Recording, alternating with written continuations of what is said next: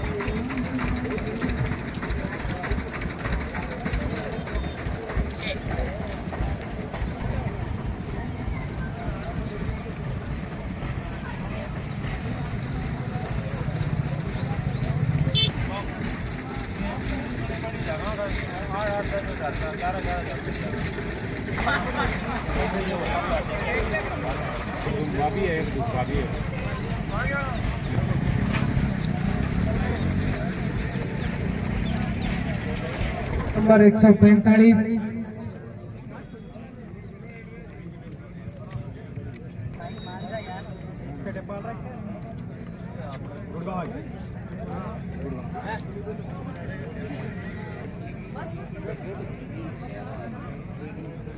नाम है सिंघम। ये घोड़े का नाम है सिंघम और ये हमारे बीच में गुड़गांव हरियाणा से हमारे बीच में आया है। मैं इनका वो है देवधन।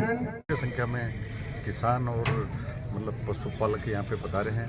उसमें आज शेखावाटी हॉर्स शो 2024 का आयोजन किया गया है, जिसमें आपने देखा होगा किस तरह से छोटे बच्चे बच्चियाँ घोड़ों की जो अलग अलग नस्ल होती है, उम्र जिनके दांत के हिसाब से इनकी प्रतियोगिता का आयोजन किया गया था। उनमें से कोई फर्स्ट रहा है, कोई सेकंड रहा है, कोई थर्ड रहा है और बहुत ही शानदार शेखावाटी अंचल की इस धरा पे अच्छा प्रदर्शन करके लोगों को एक अच्छा संदेश दिया है कि वास्तव में अगर पर्यावरण को प्रदूषण मुक्त करना है तो निश्चित रूप से घोड़े भी पालने चाहिए। रिंग में कहा ऊंट आए हुए हैं, घोड़े वगैरह यहाँ आए जो आज डांस के लिए घोड़ी आई है, शानदार प्रदर्शन किया और थोड़ी देर बाद में इनका नाच का भी प्रदर्शन होगा। मतलब अपनी अपनी कला का प्रदर्शन और उसके बाद ही होगा 25 तारीख को। देखो, हमारे प्रयास पशुपालकों को यहाँ पे जो फैसिलिटीज़ की आवश्यकता है उसमें निरंतर हम बढ़ोतरी कर रहे हैं। जैसे पानी की है, रहने की है, खाने की है, हर तरह से व्यवस्थित रूप से सारा काम है। तो निश्चित रूप से आगे चल के वर्षों में ये बहुत शानदार बदराना की आम जनता की याद दिला रहे हैं। तो ये ग्राम पंचायत स्तर पे मेला है, तो ये मेला भी लग रहा है धीरे धीरे।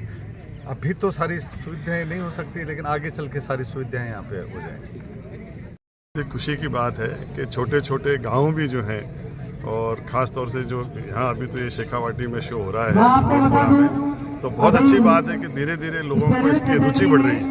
वरना ये भी एक हेरिटेज के हिसाब से ये भी एक ख़त्म होते जा रहे थे। और अगर ऊँटों की अगर अपन बात करें तो ऊँट को जब से राजस्थान का स्टेट एनिमल बनाया है तो उसका नुकसान ही हो रहा है। ना तो वो बाहर बेच सकते हैं, ना उसके पालन के लिए कुछ ज़्यादा फैसिलिटी है।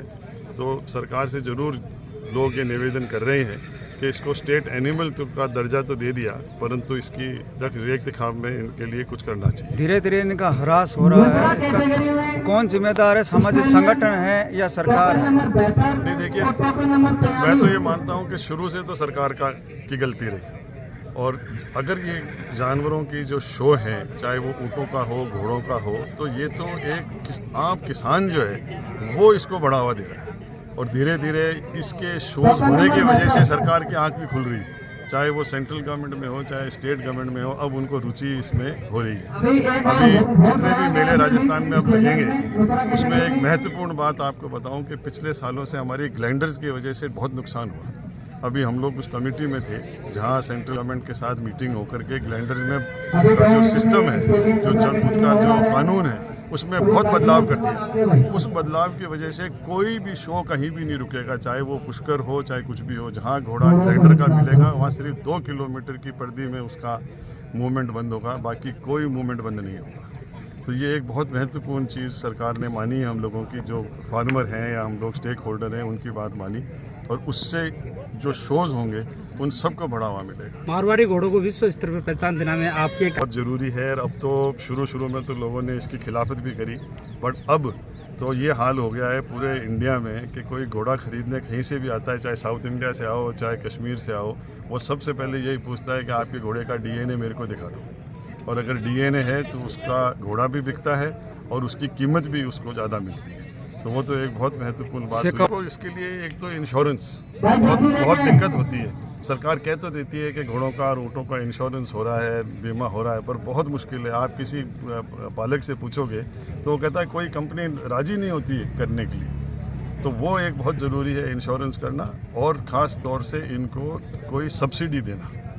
सब्सिडी के लिए भी इनके लिए कोई घोड़ों का, मतलब मैं ये कहता हूँ कि आप बड़े बड़े फार्मों को छोड़ दो, पर जो नॉर्मल किसान है जो अपने घर के अंदर 1 या 2 घोड़े रख रहा है या ऊँट रख रहा है, उसको सरकार की तरफ से सब्सिडी मिलनी चाहिए।